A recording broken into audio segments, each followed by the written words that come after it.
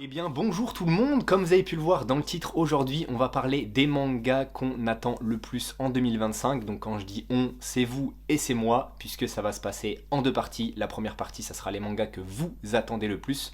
Donc il y a 10 mangas que vous réclamez, que vous suivez en tout cas sur Manga Collect, et c'est grâce à ça que j'ai fait donc le classement. Donc j'ai mis les 10 mangas que vous suivez le plus sur Manga Collect, qui sont sortis ou non depuis le début de l'année, mais en tout cas les mangas qui sortiront en 2025. Bien sûr, dans ce top 10 là, il y en a quelques-unes qui m'intéressent fortement, mais moi j'ai fait un autre top, donc il y aura 10 et 10, donc 20 mangas que je vous présenterai, pour pouvoir donner de la lumière à 10 autres œuvres qui sont un peu moins connues, que bien sûr moi j'ai envie de me faire, moi j'ai envie de me procurer. Donc voilà, il y aura deux parties dans cette vidéo, et on commence tout de suite avec les mangas que la commu attend le plus. C'est parti. Bien sûr, pour la vidéo, j'aurai tout le temps mon téléphone parce que j'ai tout écrit en avance. Donc à la 10e place, on a Décapité de Junji Ito avec 803 personnes qui suivent l'œuvre de Junji Ito qui va sortir, donc manga d'horreur. Je vous donne pas le synopsis parce que j'ai pas envie de vous spoil, j'ai pas envie surtout que vous ayez un peu des prémices de l'histoire, j'ai vraiment envie de vous laisser découvrir de quoi ça parle. Et pour ceux qui connaissent pas, bah pareil, j'ai pas envie de vous divulguer un peu d'autres informations. En tout cas, ça sort le 22 janvier au prix de 24,95 chez Mangetsu. Donc Junji Ito, gros auteur de manga d'horreur, peut-être le plus grand, peut-être que Tomie est sa plus belle œuvre, je ne sais pas ce que les autres valent, donc dites-moi tout ça en commentaire, et dites-moi bien sûr si vous allez l'acheter, parce que 2024 je crois que c'était aussi une belle année pour Junji Ito, donc ça sera peut-être aussi une belle année pour lui en 2025. À la 9e place, avec son Ultimate édition, vous l'attendez avec 883 personnes qui le veulent le 25 avril, alors ça va sûrement monter d'ici là puisque ça sort que le 25 avril, c'est au prix de 19,95€ le tome, et je veux bien sûr parler de Kingdom.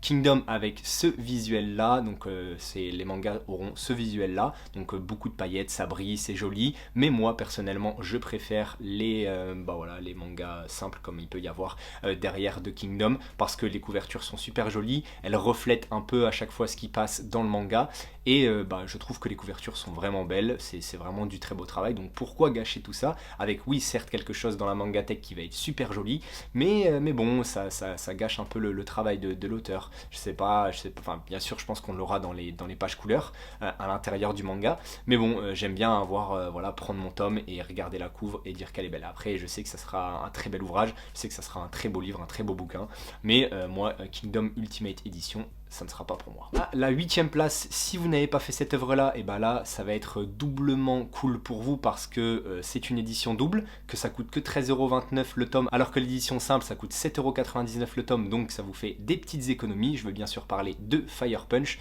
donc dans son édition double. Donc normalement c'est une œuvre en 8 tomes, donc si c'est une édition double, ça devrait faire que 4 tomes. C'est pas précisé sur Manga Collect, mais normalement ça devrait faire que 4 tomes. Fire Punch, une très belle œuvre de Fujimoto que moi j'ai adoré lire, et si peut-être l'édition est magnifique, même si j'en doute, là Fire Punch donc chez Crunchyroll, vous pouvez y aller, ça sera vraiment du très lourd. À la 7e place, il y a 1007 personnes qui attendent l'Atelier des Sorciers dans son édition Grimoire. L'Atelier des Sorciers, voilà, je ne présente pas l'œuvre parce que c'est quand même assez connu, mais en tout cas ça a l'air d'être une très belle édition qui sortira le 22 janvier au prix de 19,95€. J'ai pas précisé pour Fire Punch, mais ça sortira le 19 février. Donc l'Atelier des Sorciers, voilà, je sais pas combien de tomes ça représentera, je sais pas combien de tomes ça fera, mais voilà, ça sera dans son édition Grimoire. Alors après, dites-moi si je me trompe, mais il me semble que l'Atelier des Sorciers, ça sort uniquement en collector, je crois que c'est ça, donc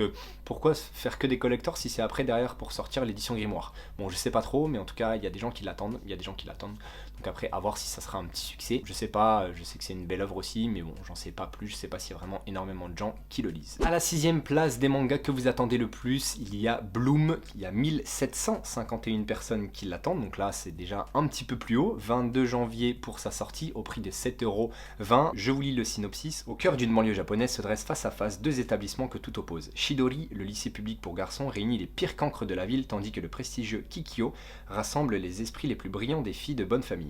Donnant régulièrement un coup de main à la pâtisserie familiale, Rintaro Tsumugi, élève à Shidori, sympathise avec l'une de ses clientes régulières, Kaoruko Yaguri. Alors qu'il sent peu à peu un lien se tisser entre eux, le lycéen apprend que la jeune fille fréquente Kikyo et que, comme tous les élèves de cet établissement, ils sont supposés se haïr mutuellement. La rivalité entre les deux lycées est-elle forcément signe de fatalité? Je pense que c'est un petit manga romance, un petit manga d'amour, c'est écrit comédie romance. Donc voilà, ça va tourner un peu autour de ça. Ça a l'air plutôt sympa, mais quand même 1700 personnes qui l'attendent. Donc voilà, je sais pas trop ce que ça vaut, je sais pas trop si ça cartonne au Japon. Et quand j'ai lu le synopsis, vous avez pu voir normalement des planches. Donc voilà, dites-moi si ça vous intéresse. À la 5e place, il y a Lilymen qui est déjà sorti, donc il a pris un bond en avant aussi au niveau des suivis, hein, ça l'a fait un peu gravir les échelons. C'est déjà sorti, comme je l'ai dit, au prix de 7,95€ chez Kyun. Les dessins, je les ai vus, ils sont vraiment très jolis et apparemment c'est un mix entre Jujutsu Kaisen et voilà d'autres mangas. J'ai oublié, enfin, j'avais vu un peu le comparatif et c'est vrai que c'est assez joli. C'est un seinen, c'est un peu plus sombre et donc je vous lis un peu le synopsis. Donc humain vs succube, le combat millénaire. Je crois que ça se dit succube, je sais pas trop si je le dis bien. Nito a vécu en laboratoire toute sa vie. Comme des dizaines de ses congénères, il est soumis à de terribles tests qui finissent dans le sang et la douleur, voire la mort. Il dort dans un hangar et nourrit grâce à un tube et ses journées sont organisées par des soi-disant docteurs qui promettent la liberté aux sujets répondant à leurs exigences. Face à la dureté de son quotidien, Nito rêve de la vie décrite dans les livres. Manger un repas en famille, caresser un chat, tomber amoureux. Il partage ses espoirs avec ses camarades toujours moins nombreux. Quand certains survivants développent des capacités surhumaines, ils l'invitent à s'enfuir ensemble. Mais ils sont transférés avant d'y parvenir. Et Nito les retrouve dans un énorme cocon réduit à la condition de nutriments pour des enfants de succubes. Ces créatures surpuissantes contrôlent le laboratoire et se servent des humains comme hôtes pour se reproduire. Repéré, Nito est sur le point de se faire dévorer lui aussi, mais ses amis utilisent leur dernière force pour le sauver. Loin de succomber, il aspire les pouvoirs des monstres en gestation. Même transformé, il n'a qu'une obsession, réaliser le rêve qu'il partageait avec ses compagnons sacrifiés. Seulement, comment mener une vie normale quand on est mi-homme, mi-succube, craint et détesté des deux camps? La guerre fait rage entre l'humanité et les enfants terribles de Lilith. Dans un univers aux frontières du manga et du cinéma, Takuma Tokashiki revisite le mythe des succubes aussi fascinant que terrifiant. Et comme je vous l'ai dit, j'ai vu le dessin, ça a l'air vraiment bien.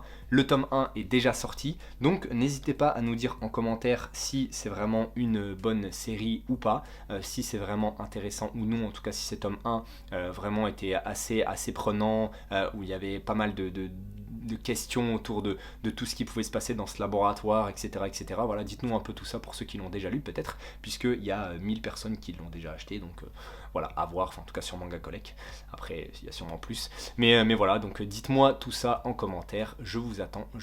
À la 4e place, il y a un manga que j'ai qui est juste derrière, là, caché un petit peu, c'est Doro et Doro, qui ressortira en 12 tomes dans son édition KO, dans sa KO édition, chez Soleil Manga, et donc ça sortira au prix de 19,99€. La saison 2 en plus de Doro et Doro arrive en 2025, donc je suis très content, parce que moi j'avais découvert en tout cas cette œuvre-là, cette série-là, via l'animé, la saison 1 sur Netflix, et donc là j'ai hâte de voir ce que ça va donner au niveau de la saison 2, parce que c'est vraiment excellent, en tout cas Doro et Doro, au niveau de l'humour, au niveau des personnages, au niveau de l'histoire, c'est vraiment très bon, même s'il y a un moment où c'est un petit peu flou, comme je l'ai déjà répété. Conseil, voilà, je vous le conseille, parce que le dessin de Kyo Yashida est vraiment joli, parce que tout est beau. Au niveau de l'histoire, je vous la décris un tout petit peu. On est avec Kaiman, qui voilà, c'est un mec lambda qui s'est retrouvé avec une tête de Kaiman, qui fait équipe avec Nikaido pour tuer tous les petits sorciers, les petits magiciens qui arrivent dans leur monde, parce qu'il y a le monde des sorciers et il y a le monde des humains, et des fois les sorciers viennent dans le monde des humains pour tester leur pouvoir, et eux, Kaiman et Nikaido, sont là pour les couper en 1000 morceaux, pour les découper, pour les tuer, pour plus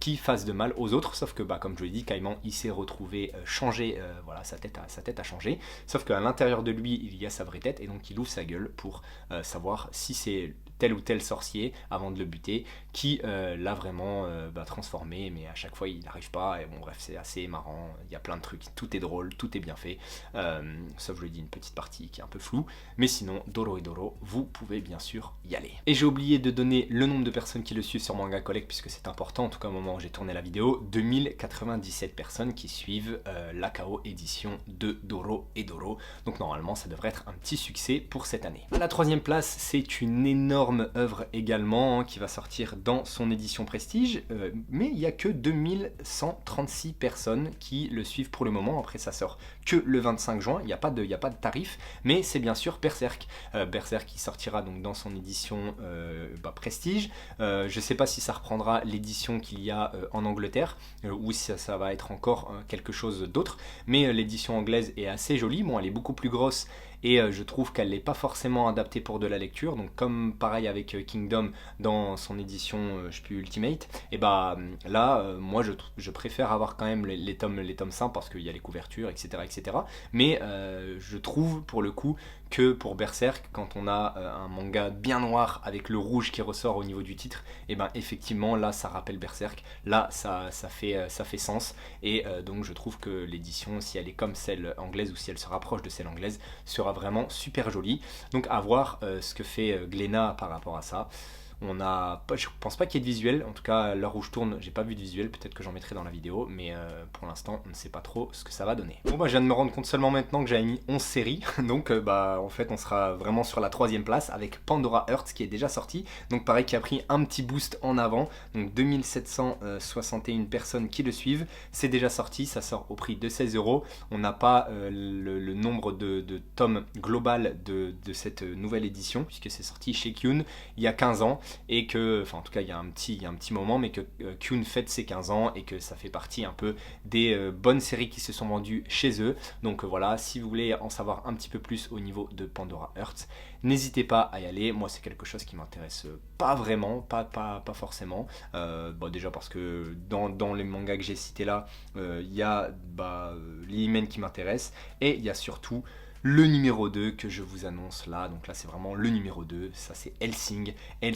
que je vais m'acheter, ça sera en 5 tomes, ça sortira donc le 2 avril normalement parce que ça devait déjà sortir l'année dernière, ça sera au prix de 15,99 €, et il y a quand même 3200 personnes qui attendent en tout cas Hellsing dans sa version de luxe. Donc moi j'en fais partie, moi je l'attends fortement, j'attends ça depuis un moment parce que le dessin est bon, parce que l'histoire est superbe, enfin en tout cas elle a l'air vraiment intéressante, vraiment très bonne. Donc voilà, j'ai envie de me faire Hellsing. En plus, bah, pour le coup, l'œuvre est assez jolie. Je trouve que les couvertures simples sont pas forcément jolies. Donc l'édition de luxe sera vraiment beaucoup plus belle. Ça fera vraiment super dans la Mangatech, ça sera incroyable. Donc hâte de lire Hellsing, de me procurer Hellsing cette année. Ça, c'est un achat sûr et certain. Et le numéro 1, je sais pas si vous savez lequel c'est, mais c'est Kagurabashi, suivi par 3700 personnes, qui sortira le 14 février au prix de 7,30 € donc chez Kana. Et je vous lis le synopsis. Aspirant forgeron, Chihiro travaille chaque jour aux côtés de son père. De nature taciturne, il est tout l'opposé de son paternel, un homme qui a toujours le mot pour rire. Il avait tout pour vivre heureux, jusqu'à cette terrible tragédie. Désormais, leur belle relation est tachée de sang, et leur bonheur est à jamais perdu. Consumé par la haine, Chihiro est aujourd'hui animé par une détermination sans faille.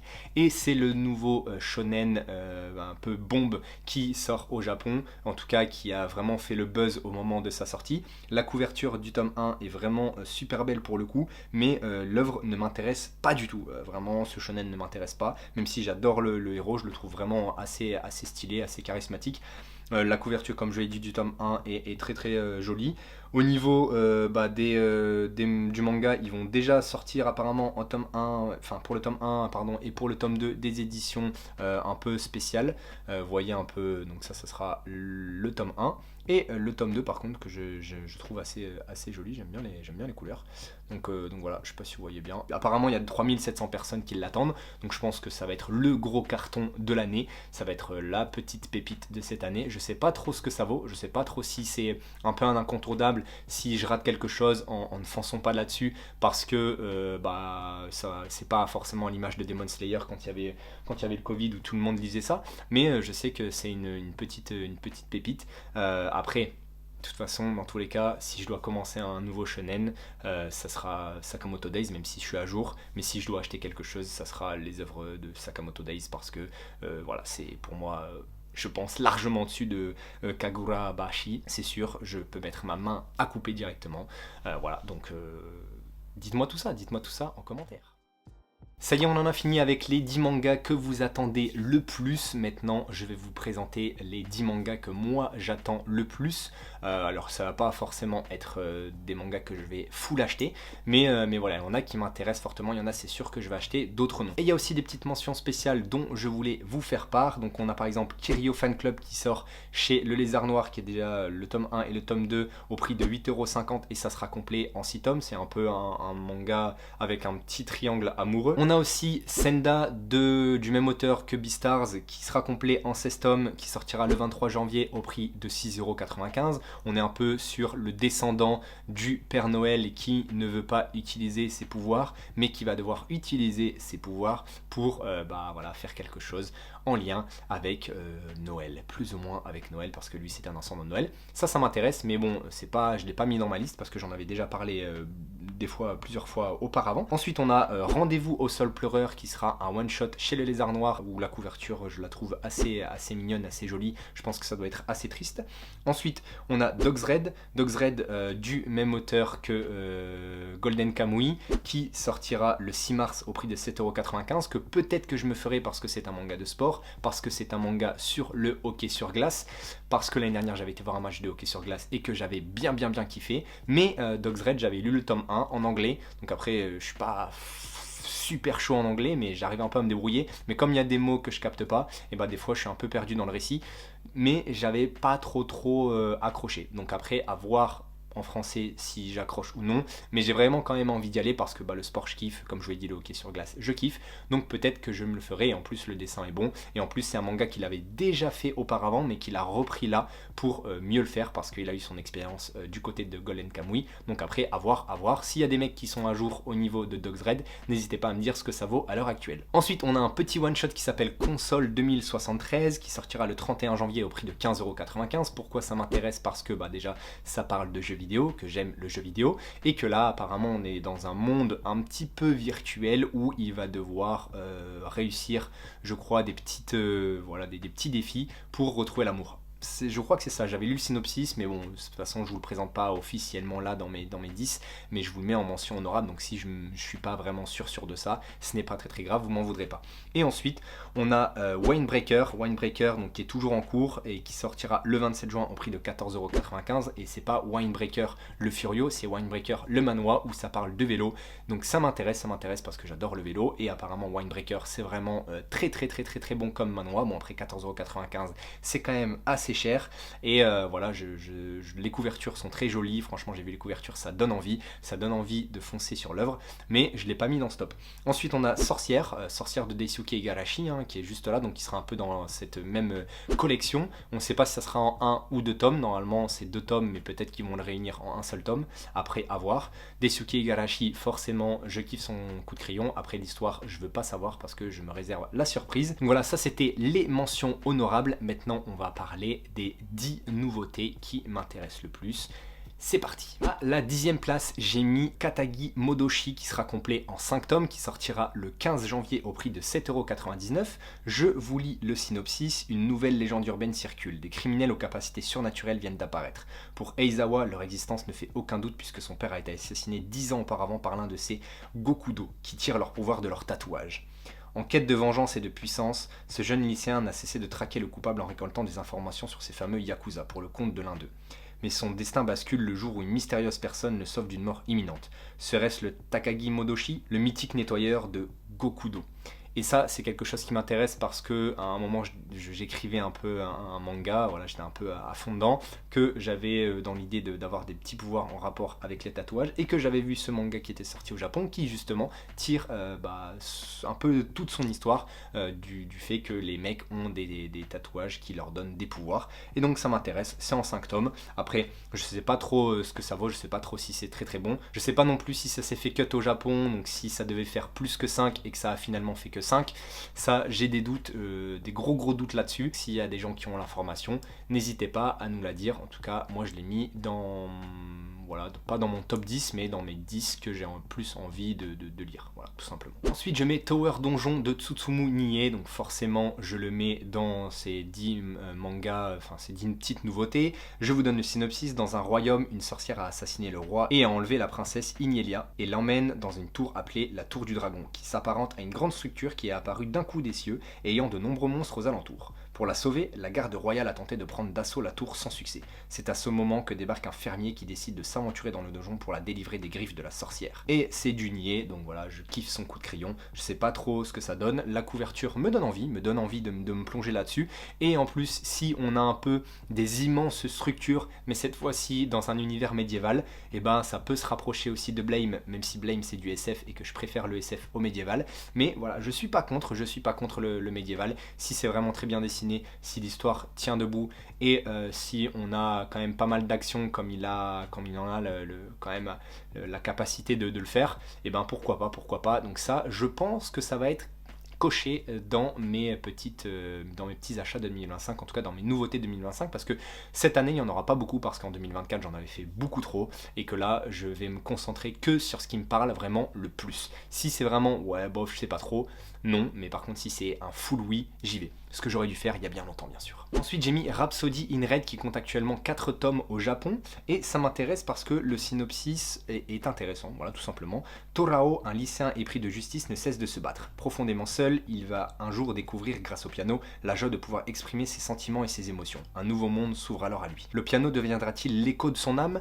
Et ben franchement ça m'intéresse, la couverture est super jolie, et un mec qui se tape, qui passe de la bagarre au piano, je trouve ça vraiment très intéressant. La musique, j'aime bien, donc ça me parle. En plus, c'est un seinen, ce n'est pas un shonen, donc bon, j'espère qu'il y a ce petit côté un petit peu peut-être plus sombre, hein, avec du drame, de la tranche de vie, un peu de délinquance, un peu d'adolescence, de la musique. Il y a un petit peu de tout ça, donc moi, c'est quelque chose qui m'intéresse. Et en plus, pour l'instant, je n'ai pas vu les dessins, donc peut-être que je vous en aurai mis, et peut-être que ça va vous donner encore plus envie, et peut-être qu'au moment où je montrerai, ça va vraiment me donner encore plus envie aussi. Donc voilà, je le mets parce que y a peu de monde, en tout cas pour l'instant, qui l'ont vu, qui l'ont suivi, mais voilà, je mets le coup de projecteur sur ça. Retenez bien Rhapsody in Red parce que je sens que c'est une bonne série. Ensuite, on a un one-shot qui s'appelle Yashirojima, la forêt des rêves perdus, et c'est un manga qui va se concentrer un peu sur le Japon. Pourquoi? Parce qu'on est sur un seinen, parce qu'on est sur du fantastique, et on est sur aussi des contes historiques, et donc je vais pouvoir vous lire le synopsis autour de tout ça. De nos jours, un jeune garçon parti jouer dans la forêt s'endort au pied d'un arbre.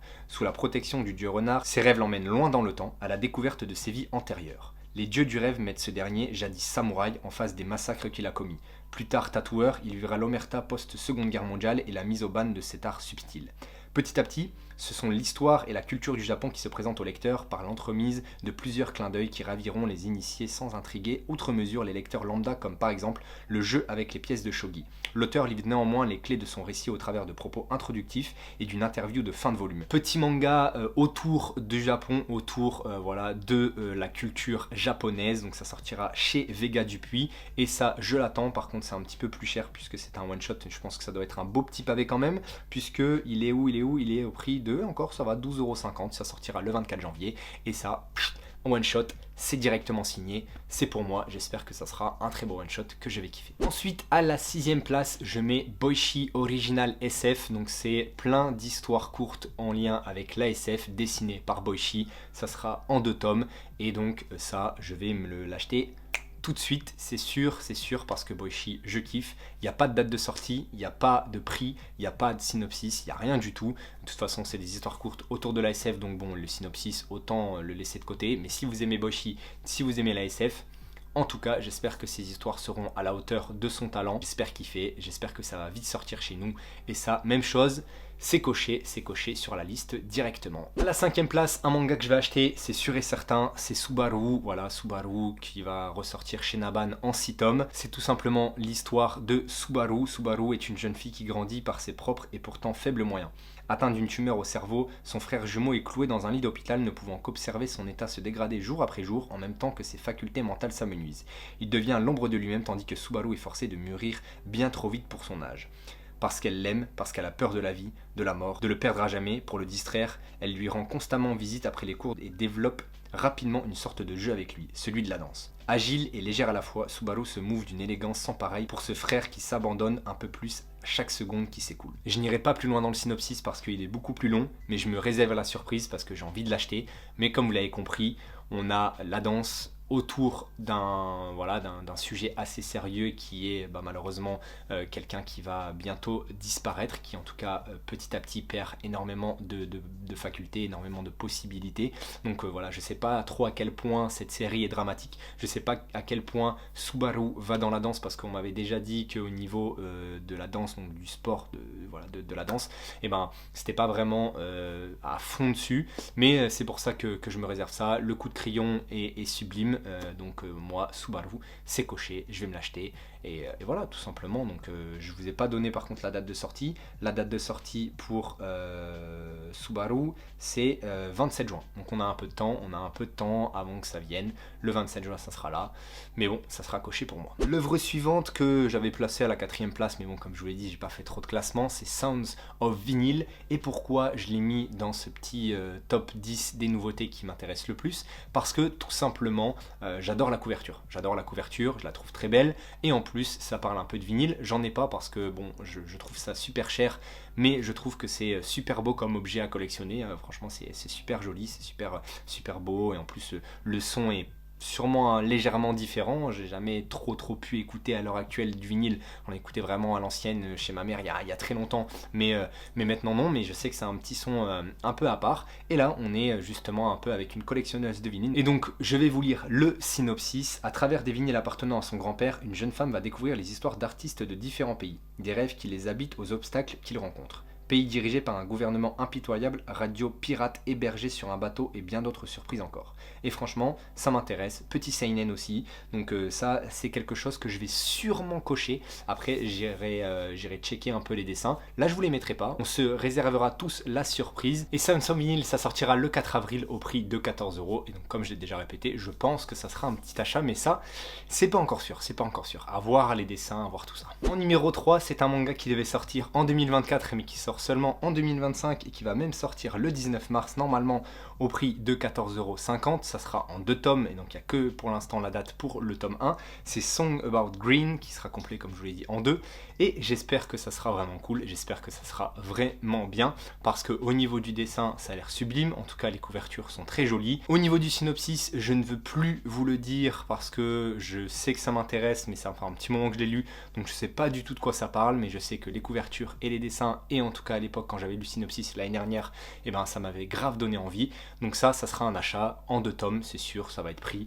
Après, j'espère que ça sera cool, j'espère. On a le même cas de figure pour le numéro 2, en tout cas celui que j'avais classé en 2e position. Donc c'est June qui sortira chez IMHO le 7 février cette fois, au prix de 14 €. Donc ça, j'espère aussi que ça sortira le 7 février, sinon je pense qu'au bout d'un moment, IMHO, même si c'est une maison d'édition indépendante, faut quand même faire un effort, parce que je vous l'ai dit, ça devait sortir en 2024. Je kiffe parce que le dessin a l'air sublime, parce qu'on est sur un auteur qui à l'époque se faisait pas la guerre, mais était un peu en concurrence avec Osamu Tezuka. Donc c'est un coup de crayon très vintage à l'ancienne que moi j'adore, une patte artistique vraiment sublime.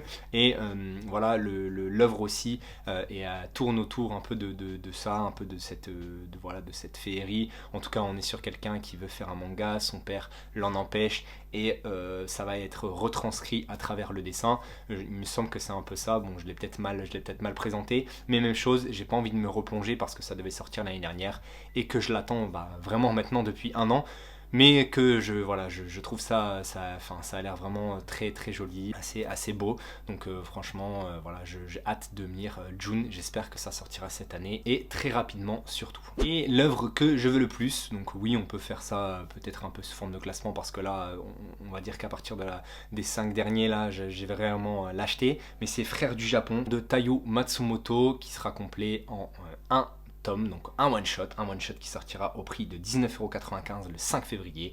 Et donc le 5 février, j'irai l'acheter, j'irai me lire Frères du Japon, parce que on est sur un peu un objectif de lire tous les Taiyo Matsumoto, de tout kiffer, de vraiment prendre du plaisir à lire ses œuvres, parce que pour l'instant il n'y a pas eu de déception, et j'espère qu'il n'y en aura jamais, parce que j'adore pareil, son coup de crayon, sa patte artistique, il est trop chaud, il est très très bon. Cette année on va essayer de se faire Amer Béton, de se faire le Samouraï Bambou, de puisse faire le rêve de mon père, enfin vraiment un peu tout son univers pour kiffer, pour vraiment voir jusqu'où il peut aller. Mais forcément il a dû progresser, forcément il y a des offres qui doivent être un petit peu moins bien, mais bon, si je kiffe tout de Taiyo Matsumoto, et ben tant mieux pour moi. Donc j'ai hâte de découvrir déjà Frères du Japon le 5 février, et tout au long de l'année j'irai sûrement chercher par-ci par-là 2-3 de ses œuvres en plus, voilà, je pense. Bon, la vidéo est terminée, elle est un petit peu longue, je pensais pas qu'elle allait être aussi longue, mais j'espère que vous avez kiffé, j'espère que ça vous a plu. Dites-moi en commentaire, dans les 10 mangas que vous attendez le plus, si il y en a qui vous souhaitez, et si dans les 10 mangas que je vous ai présentés, s'il y en a aussi que vous souhaitez, et si j'en ai oublié, et bah voilà, comme d'habitude, on en discute dans les commentaires, on en parle dans les commentaires, on kiffe. On se fait plaisir, on est gentil, on se fait des bisous et on parle de nos lectures, voilà, comme d'habitude. Merci en tout cas à chaque fois d'être là, merci à ceux qui s'abonnent, merci à ceux qui sont là depuis un petit moment. Voilà, j'ai envie de vous dire merci aujourd'hui, je le dis peut-être pas assez souvent, mais bon après c'est normal, je fais pas ça non plus pour la gloire et la célébrité, je fais ça plus pour le kiff. J'espère que ça vous a plu, à bientôt, ciao ciao.